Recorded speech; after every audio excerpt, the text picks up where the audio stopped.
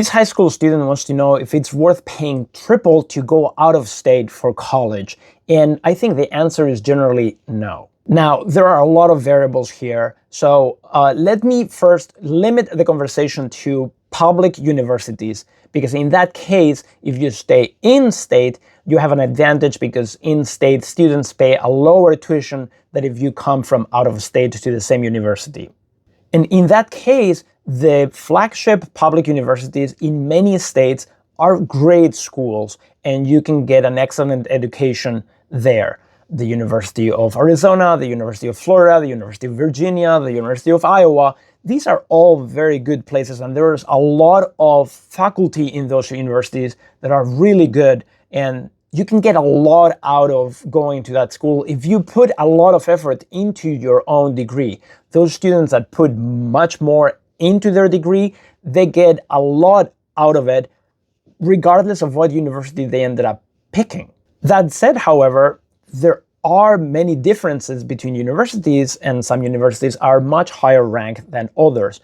But also depends what is the field of study you want to pick. For example, some higher ranked universities may be lower ranked in terms of psychology degrees than other lower ranked universities might have a much better psychology program. What I suggest is that you go to US News and start comparing those colleges that you have in mind to see how they stack up. Right now, the top public university is UC Berkeley. You can also compare universities in regions, and for example, in New England, you have the University of Massachusetts, Amherst, and UConn, and those are very similar schools. Right now, we are 32, UMass is number 29, but recently UConn was above UMass, and they keep flip-flopping. So, is it worth going out of state to go to one of the other schools? Probably not. If you are in Massachusetts, you probably are better off staying at UMass, and if you're in Connecticut, you're better off staying at UConn. But if you're going to study mathematics, I'm right here at UConn, so come here. Now, if you look at other universities in New England, for example, the University of New Hampshire, that is at number 57 in the rankings, which is some significant drop with respect to UMass and UConn.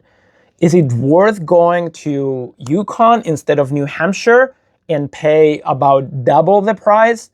That's for you to decide, and your financial situation to decide what's worth.